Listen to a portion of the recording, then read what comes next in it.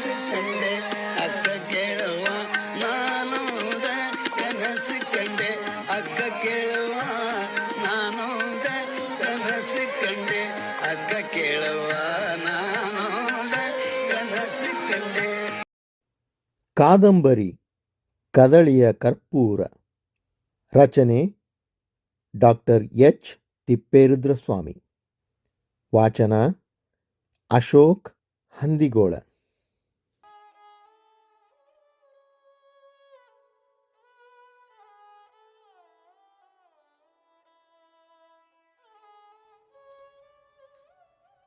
ಕಾದಂಬರಿ ಕದಳಿಯ ಕರ್ಪೂರ. ಭಾಗ ದಿಗಂಬರದ ದಿವ್ಯಾಂಬರೆ. ಅಧ್ಯಾಯ 9. ಇತ್ತ ಮೇನೆಯಲ್ಲಿ ಅರಮನೆಯತ್ತ ತೆರಳುತ್ತಿದ್ದ ಮಹಾದೇವಿಯ ಮನಸ್ಸು ಒಂದು ಬಗೆಯ ತೃಪ್ತಿಯಿಂದ ಕೂಡಿತ್ತು. ಉದಾತ್ತವಾದ ಸಾಧನೆಗಾಗಿ ಎಷ್ಟೋ ವೇಳೆ ಕ್ಷುದ್ರವಾದ ನಿಂದೆಯನ್ನು ನಾವು ಸಹಿಸಿಕೊಳ್ಳಬೇಕಾಗುತ್ತದೆ ಎಂಬ ಗುರುಗಳ ಮಾತನ್ನು ಮತ್ತೆ ಮತ್ತೆ ಸ್ಮರಿಸಿಕೊಳ್ಳುತ್ತಿದ್ದಳು. ತನ್ನನ್ನು ಕುರಿತು ಜನ ಆಡಿಕೊಳ್ಳಬಹುದಾದ ಮಾತುಗಳಿಗೆಲ್ಲ ಅದು ಸಂಜೀವಿನಿ ಎಂದು ಭಾವಿಸಿದಳು. ಹಾಗೆಯೇ ಕಲ್ಯಾಣದಿಂದ ಬಂದ ಜಂಗಮರತ್ತ ಅವಳ ಮನಸ್ಸು ಸುಳಿಯಿತು. ಅವರು ಅರಮನೆಗೆ ಬರಲು ಒಪ್ಪಿದುದಕ್ಕಾಗಿ ಆಕೆಗೆ ತುಂಬಾ ಸಂತೋಷವಾಯಿತು. ಕಲ್ಯಾಣದ ವಾರ್ತೆಯನ್ನು ಅವರಿಂದಲೇ ಕೇಳಿ ತಿಳಿಯಬೇಕೆಂಬ ಕುತೂಹಲ ಉಕ್ಕಿ ಬರುತ್ತಿತ್ತು. ರಸವಂತಿಯತ್ತ ನೋಡಿದಳು. ಅವಳು ಯಾವುದೋ ಯೋಚನೆಯಲ್ಲಿ ಮಗ್ನವಾಗಿರುವಂತೆ ಕಾಣುತ್ತಿತ್ತು. ಏನು ರಸವಂತಿ, ಬಹಳ ಗಹನವಾದ ಆಲೋಚನೆಯಲ್ಲಿ ತೊಡಗಿರುವಂತೆ ಕಾಣುತ್ತಿದೆ ಕೇಳಿದಳು. ಇಲ್ಲ ತಾಯಿ, ಏನೂ ಇಲ್ಲ ಎಚ್ಚೆತ್ತವಳಂತೆ ರಸವಂತಿ ಸಾವರಿಸಿಕೊಂಡು ಉತ್ತರಿಸಿದಳು. ಮತ್ತೇನು, ಕಣ್ಣು ಮುಚ್ಚಿ ಧ್ಯಾನಾಸಕ್ತಳಾದಂತೆ ಕುಳಿತಿದ್ದೀಯಾ? ಈ ದಿನ ನಾನು ಎಷ್ಟೊಂದು ವಿಷಯಗಳನ್ನು ಕಲಿತೆ ತಾಯಿ. ಹೆಣ್ಣು ಇರುವುದೇ ಭೋಗಕ್ಕಾಗಿ ಎಂದು ನಂಬಿದ ನನಗೆ ಒಂದು ಹೊಸ ದೃಷ್ಟಿ ಬಂದಂತಾಯಿತು. ನಮಗೂ ಪುರುಷರಂತೆ ವ್ಯಕ್ತಿತ್ವವಿದೆ ಎಂಬುದನ್ನು ನೀವು ತೋರಿಸಿಕೊಟ್ಟಿರಿ. ನಿಜ, ಸ್ತ್ರೀಗೂ ವ್ಯಕ್ತಿತ್ವವಿದೆ. ಆದರೆ ಇಂದು ಸ್ತ್ರೀ ತನ್ನ ಆತ್ಮವನ್ನೇ ಭೋಗಕ್ಕೆ ಮಾರಿಕೊಂಡಿದ್ದಾಳೆ. ವಿಲಾಸಿನಿಯಾಗಿದ್ದಾಳೆ, ಕಾಮನಾಟದ ಬೊಂಬೆಯಾಗಿದ್ದಾಳೆ, ತೃಪ್ತಿಯನ್ನು ಕಂಡುಕೊಂಡಿದ್ದಾಳೆ. ಹೆಣ್ಣಿನ ಬಾಳೆ ಅದಕ್ಕಾಗಿ ಎಂದು ನಂಬಿಕೊಂಡಿದ್ದಾಳೆ. ಈ ಭಾವನೆಯನ್ನು ಅವಳು ಬಿಡದ ಹೊರತು ಅವಳ ಉದ್ಧಾರವಿಲ್ಲವೆಂದೇ ಅನಿಸುತ್ತದೆ ರಸವಂತಿ. ತಾನು ವಿಲಾಸಿನಿಯಲ್ಲ, ತಪಸ್ವಿನಿ ಎಂಬುದನ್ನು ಕಂಡುಕೊಳ್ಳಬೇಕಾಗಿದೆ ಹೆಣ್ಣು. ಅದನ್ನು ಮೆಚ್ಚಿ ನುಡಿಯುವುದಕ್ಕೂ ಮೀರಿದ ಭಾವ ತುಂಬಿ ಬಂದಿತು ರಸವಂತಿಯಲ್ಲಿ. ಮಾತು ಗೌರವದಿಂದ ಮೂಕವಾಯಿತು. ಮಹಾದೇವಿಯ ಎದುರು ತಲೆಬಾಗಿದಳು. ಅರಮನೆ ಬಂದಿತು. ಮಹಾದೇವಿ ರಸವಂತಿಯರು ಅಂತಃಪುರವನ್ನು ಪ್ರವೇಶಿಸಿದರು. ಮಹಾದೇವಿ ಮಹಡಿಯನ್ನು ಹತ್ತದೆ ಉದ್ಯಾನವನಕ್ಕೆ ಹೋಗುವ ಬಾಗಿಲತ್ತ ನಡೆದಳು. ರಸವಂತಿ, ನಾನಿಲ್ಲೇ ಲತಾ ನಿಕುಂಜದಲ್ಲಿರುತ್ತೇನೆ. ನೀನು ಸ್ವಲ್ಪ ಹೊತ್ತು ಬಿಟ್ಟು ಸ್ನಾನಕ್ಕೆ ಪೂಜೆಗೆ ಸಿದ್ಧಪಡಿಸಿ ಬಂದು ಕರೆಯುತ್ತೀಯಾ? ಆಗಲಿ ತಾಯಿ ಎಂದು ರಸವಂತಿ ನಡೆದಳು. ಮಹಾದೇವಿ ಉದ್ಯಾನದ ಲತಾಕುಂಜವನ್ನು ಪ್ರವೇಶಿಸಿದಳು. ಸೂರ್ಯನಾಗಲೇ ಪಡುವಣ ದಿಗಂತದ ಕೊನೆಯ ಅಂಚಿನಲ್ಲಿ ನಿಂತು ಮರೆಯಾಗಲು ಹವಣಿಸುತ್ತಿದ್ದ. ಸಂಧ್ಯಾ ಸಮೀರಣ ಮಂದ ಮಂದವಾಗಿ ಬೀಸುತ್ತಾ ಹೊಂಬೆಳಕಿನಲ್ಲಿ ಮಿಂದು ನಿಂತು ಪುಷ್ಪವತಿಯಾದ ಲತಾ ಸುಂದರಿಯನ್ನು ತಬ್ಬಿ ತಣಿಸುತ್ತಿದ್ದ. ನಾನಾ ವರ್ಣದ ಪುಷ್ಪ ಸಂಕುಲಗಳು ಸಂತೋಷದಿಂದ ಲಾಸ್ಯವಾಡುತ್ತಿದ್ದವು. ಸರೋವರದ ಸಾರಸ ಪಕ್ಷಿಗಳ ಮಧುರ ಕೂಜನ ಇತರ ಹಕ್ಕಿಗಳ ಕಲರವದೊಡನೆ ಸೇರಿ ನಾದ ಪ್ರವಾಹದ ಗಂಧರ್ವ ಲೋಕವನ್ನು ಸೃಜಿಸಿತ್ತು. ಮಹಾದೇವಿ ಲತಾನಿಕುಂಜದ ಪೀಠದ ಮೇಲೆ ಕುಳಿತಳು, ಪಡುವಣ ದಿಗಂತಕ್ಕೆದುರಾಗಿ. ಆಕೆ ಗುರುಲಿಂಗರ ಬಳಿಯಿಂದ ಬಂದಳೆಂಬುದನ್ನು ತಿಳಿದು ಅದೇ ದಾರಿಯನ್ನು ಕಾಯುತ್ತಿದ್ದ ಕೌಶಿಕ ಈ ವೇಳೆಗೆ ಅಲ್ಲಿಗೆ ಬಂದ. ಅತಿ ಮೋಹಕವಾದ ಭಂಗಿಯಲ್ಲಿ ಕುಳಿತಿದ್ದ ಮಹಾದೇವಿ ಕಣ್ಣಿಗೆ ಬಿದ್ದಳು.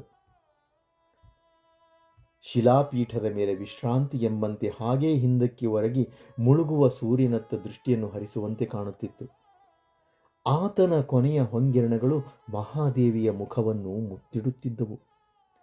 ಹಾರಾಡುತ್ತಿರುವ ಮುಂಗುರುಳುಗಳೊಡನೆ ಲಾಸ್ಯವಾಡುತ್ತಿದ್ದವು. ಅವುಗಳ ಸೌಭಾಗ್ಯಕ್ಕಾಗಿ ಕರುಬುತ್ತಾ ಕೌಶಿಕ ಸದ್ದಾಗದಂತೆ ನಡೆದು ಬಂದ. ಸಡಿಲವಾಗಿ ಹೆರಳನ್ನು ಹಾಕಿದ ನೀಳವಾದ ಅವಳ ಕೇಶರಾಶಿಗಳು ಒಂದು ಪಕ್ಕಕ್ಕೆ ಓರೆಯಾಗಿ ಎದೆ ಮೇಲಿಂದ ಇಳಿದು ನೆಲವನ್ನು ಮುಟ್ಟುವಂತೆ ಹಬ್ಬಿ ಹರಡಿದ್ದವು. ಹತ್ತಿರ ಹತ್ತಿರ ಬಂದಂತೆಲ್ಲ ಅವಳ ಆಕಾರ ಆತನಲ್ಲಿ ಉನ್ಮಾದವನ್ನುಂಟು ಮಾಡುವಂತಿತ್ತು. ಯಾವುದೋ ಆಲೋಚನೆಯಿಂದಲೆಂಬಂತೆ ಕಣ್ಣುಗಳನ್ನು ಅರ್ಧ ಮುಚ್ಚಿಕೊಂಡಿದ್ದಾಳೆ. ಆ ತಪ್ತ ಕಾಂಚನ ವರ್ಣದ ಅವಳ ಸುಂದರವಾದ ಮುಖ ಇನಿಯನ ಬರವನ್ನು ಹಾರೈಸಿ ಮುಗಿದ ಕಮಲದ ಆಹ್ವಾನದಂತೆ ಕಾಣುತ್ತಿದೆ ಕೌಶಿಕನಿಗೆ. ಒಂದು ಕೈಯನ್ನು ಮೇಲಕ್ಕೆತ್ತಿ ಕಲ್ಲಿನ ಪೀಠದ ಮೇಲೆ ತಲೆಯ ಹಿಂದೆ ದಿಂಬಿನಂತೆ ಇಟ್ಟುಕೊಂಡಿದ್ದಾಳೆ. ಇನ್ನೊಂದು ಕೈ ಏರಿಳಿತವನ್ನು ಸೂಚಿಸುತ್ತಿರುವ ಅವಳ ಎದೆಯ ಮೇಲೆ ಮಲಗಿದೆ. ಸೆರಗು ನಸು ಜಾರಿದೆ.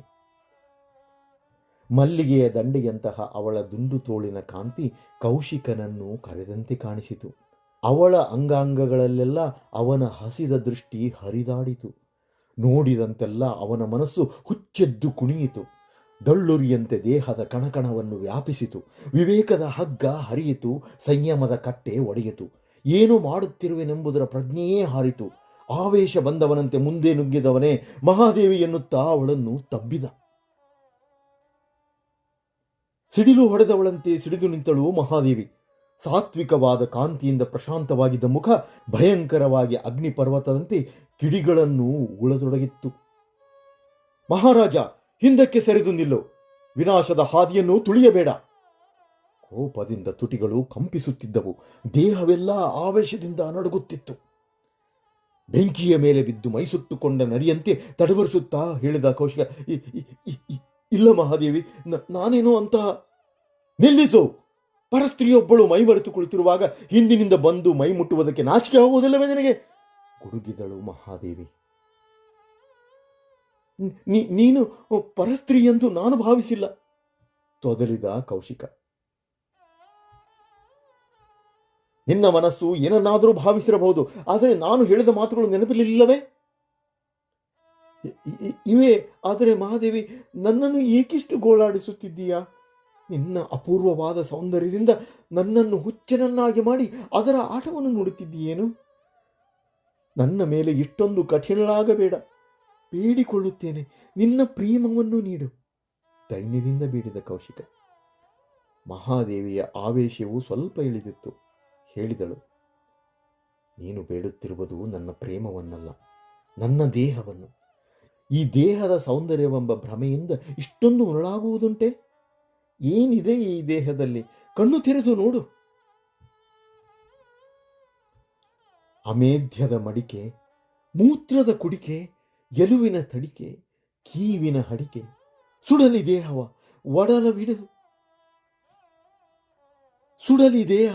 ಒಡಲು ವಿಡಿದು ಕೆಡದಿರು ಚೆನ್ನ ಮಲ್ಲಿಕಾರ್ಜುನ ನರೀ ಮರುಳೇ. ಅವಕ್ಕಾಗಿ ನಿಂತ ಕೌಶಿಕ ಮತ್ತೆ ಹೇಳಿದ, ನಿನ್ನಂತಹ ಸುಂದರ ತರುಣಿ ಇಂತಹ ಶುಷ್ಕ ತತ್ವಗಳನ್ನು ಹೇಳುವುದೇ?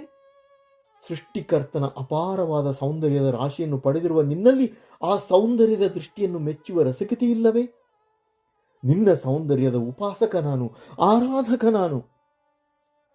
ಹೀಗೆಯೇ ಜನ ದೊಡ್ಡ ದೊಡ್ಡ ಮಾತುಗಳನ್ನಾಡಿ ತಮ್ಮನ್ನು ತಾವು ವಂಚಿಸಿಕೊಳ್ಳುವುದು. ನಿಜವಾದ ಸೌಂದರ್ಯೋಪಾಸನೆ ಸ್ವಾರ್ಥರಹಿತವಾದದ್ದು. ಆದರೆ ನಿನ್ನದು ಸ್ವಾರ್ಥ ಮೂಲವಾದದ್ದು. ಕ್ಷುದ್ರ ಸುಖವನ್ನು ಬಯಸಿದುದು. ಅದು ಉಪಾಸನೆಯಲ್ಲ, ಆರಾಧನೆಯಲ್ಲ, ಕಾಮವಾಸನೆ. ಸ್ವಾರ್ಥ ಮೂಲವಾಗಿಯೂ ನಿಸ್ವಾರ್ಥಕ್ಕೆ ಏರಬಹುದಲ್ಲವೇ ಮಹಾದೇವಿ? ದೈಹಿಕ ಆಕರ್ಷಣೆ ಮೊದಲನೆಯ ಮೆಟ್ಟಲು. ಅಲ್ಲಿಂದ ಹೊರಟ ನಮ್ಮ ಪ್ರೇಮ ಉದಾತ್ತವಾದುದಾಗಲಿ, ವಿಶ್ವವ್ಯಾಪಕವಾದುದಾಗಲಿ. ನಾನು ಕಂಡ ಸ್ತ್ರೀಯರನ್ನು ಬಯಸುವ ಕಾಮುಕನಲ್ಲ. ನನ್ನ ಪ್ರೇಮವೆಲ್ಲ ನಿನ್ನಲ್ಲಿ ನಾಟಿದೆ. ಎಲ್ಲವನ್ನೂ ನಿನಗೇ ಧಾರೆ ಎರೆದಿದ್ದೇನೆ. ಕ್ಷಮಿಸು ರಾಜೇಂದ್ರ, ಅಂತಹ ನಿನ್ನ ಪ್ರೇಮವನ್ನು ಸ್ವೀಕರಿಸುವ ಸ್ಥಿತಿಯಲ್ಲಿ ನಾನಿಲ್ಲ. ಅದಕ್ಕೆ ಅನರ್ಹಳೆಂದಾದರೂ ನನ್ನನ್ನು ಬಿಟ್ಟುಬಿಡು. ಈಗಲೂ ಹೇಳುತ್ತೇನೆ, ಆಡಿದ ಮಾತಿಗೆ ತಪ್ಪಿ ದುಡುಕಿ ನಡೆಯಬೇಡ. ನನ್ನನ್ನು ಕಳುಹಿಸಿಬಿಡು. ಇಲ್ಲವಾದರೆ, ಹೇಳುತ್ತಾ ಮಹಾದಿಯ ಧ್ವನಿ ಮತ್ತೆ ಗಡುಸಾಯಿತು. ಇಲ್ಲವಾದರೆ ಮನುಷ್ಯನ ಯೋಗ್ಯತೆಯನ್ನು 3 ಬಾರಿ ಪರೀಕ್ಷಿಸಿ ನಿರ್ಧರಿಸಬೇಕೆಂಬ ಮಾತುಂಟು. ಈಗ ನೀನು ನನ್ನ ನಿಯಮವನ್ನು ಮೀರಿ ಕೊಟ್ಟ ಮಾತಿಗೆ ತಪ್ಪಿದ್ದೀಯ. ಇನ್ನು 2 ಬಾರಿ ನಿನ್ನಿಂದ ಇಂತಹ ತಪ್ಪುಗಳು ಘಟಿಸಿದರೆ ನಾನು ಸ್ವತಂತ್ರಳಾಗುತ್ತೇನೆ. ಆಗ ನನ್ನನ್ನು ಯಾವ ಶಕ್ತಿಯೂ ಈ ಅರಮನೆಯಲ್ಲಿ ತಡೆದು ನಿಲ್ಲಿಸಲಾರದು. ತಿಳಿಯಿತೇ? ಹಾಗೆಲ್ಲ ಹೇಳಬೇಡ ಮಹಾದೇವಿ. ನೀನಿಲ್ಲದೆ ನನ್ನ ಬಾಳು ನಡೆಯಲಾರದು. ನನ್ನನ್ನು ಉದ್ಧರಿಸುವುದು ನಿನಗೇ ಸೇರಿದೆ. ಆಡಿದ ಮಾತನ್ನೇ ಮತ್ತೆ ಮತ್ತೆ ಆಡಿದರೆ ಫಲವಿಲ್ಲ ಮಹಾರಾಜ. ನೀನು ಕ್ಷತ್ರಿಯ ಕುಲೋತ್ಪನ್ನ. ನಿನ್ನ ಕಲಿತನವನ್ನು ಈಗ ನಿನ್ನ ಇಂದ್ರಿಯಗಳನ್ನು ಜಯಿಸುವುದರ ಮೂಲಕ ತೋರಿಸು. ಆ ವೇಳೆಗೆ ರಸವಂತಿ ಕಾಣಿಸಿಕೊಂಡಳು. ಅದನ್ನು ನೋಡಿ ಹೇಳಿದಳು ಮಹಾದೇವಿ, ಅದೋ ರಸವಂತಿ ಬರುತ್ತಿದ್ದಾಳೆ. ಚೆನ್ನಾಗಿ ಆಲೋಚಿಸು. ಅರಮನೆಯಿಂದ ಹೋಗಲು ನನಗೆ ಜಾಗೃತಿಯಾಗಿಯೇ ಅನುಮತಿ ಕೊಡು ಎಂದು ಹೇಳುತ್ತಾ ಮಹಾದೇವಿ ಹೊರಟಳು. ಅವಳು ಹೋಗುವುದನ್ನೇ ನೋಡುತ್ತಾ ನಿಂತ ಕೌಶಿಕ. ಅವಳು ಮರೆಯಾಗಲು ಅದೇ ಶಿಲಾಪೀಠದ ಮೇಲೆ ಕುಸಿದು ಕುಳಿತ.